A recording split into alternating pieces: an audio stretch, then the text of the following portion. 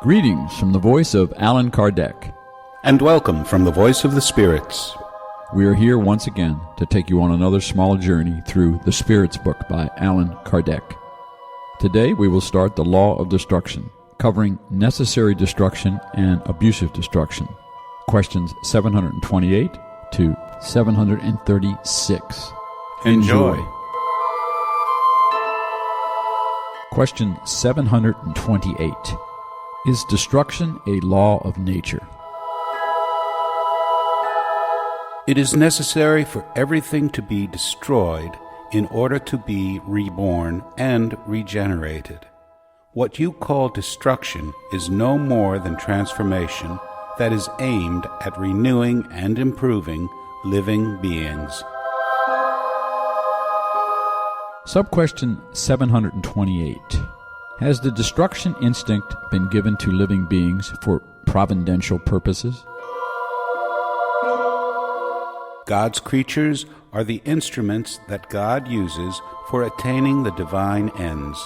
In order to feed themselves, living beings destroy each other with the dual purpose of maintaining the balance of reproduction, which might otherwise become excessive, and utilizing the remains of their external envelopes. But it is only the envelope that is destroyed. The envelope is only an accessory and is not an essential part of the thinking being. The essential part is the indestructible intelligent principle, which is developed through the various metamorphoses that it undergoes. Question 729. If destruction is necessary for the regeneration of beings, why does nature surround them with the means of self-preservation and conservation? To prevent their destruction before the proper time. Any destruction that occurs too soon retards the development of the intelligent principle. That is why God has given to each being the need to stay alive and reproduce. Question 730. Since death should lead us to a better life and deliver us from the ills of this world, and should therefore be desired instead of dreaded, why do humans have an instinctive horror of it and see it as a cause for apprehension? We have already stated that humans should seek to prolong their life in order to accomplish their task. That is why God has given them the self-preservation instinct. It sustains them in all their trials. Without it, they would frequently give in to discouragement. The secret voice that tells them to avoid death also tells them they may yet do something more for their progress. Whenever danger threatens them, it is a warning to them that they must take advantage of the time God has granted them. But ingrates usually give thanks to their lucky stars instead of their Creator. Question 731. Why has nature placed the agents of destruction side by side with the means of self-preservation? The remedy beside the illness. We have already told you, in order to maintain balance and to serve as a counterweight. Question 732. Is the need for destruction the same on all worlds? It is in proportion to how material each particular world is. It disappears altogether in the purer physical and moral state. On worlds more evolved than yours, the conditions of existence are altogether different.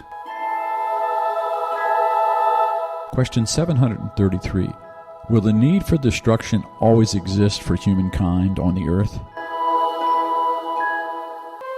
The need for destruction diminishes among humans to the degree that their spirit overcomes matter. That is why you may observe that the horror of destruction follows upon intellectual and moral development. Question 734. In their present state, do humans have an unlimited right of destruction in regard to animals? That right is limited to the need of providing for their food and safety. Abuse has never been a right. Question 735.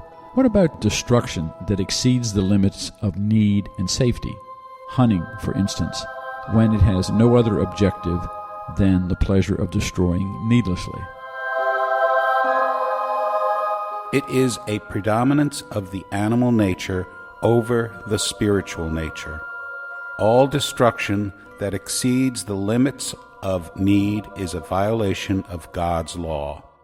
Animals only destroy to satisfy their needs, but humans who have free will destroy without need. They will be called to account for abusing the freedom granted to them, because in such cases they yield to evil instincts. Question 736. Do those cultures that carry their scrupulousness to excess regarding the destruction of animals have any special merit? Such excess is a sentiment that in itself is praiseworthy, but it becomes abusive and its merit is neutralized by other kinds of abuse. They act more out of superstitious fear than true humanness.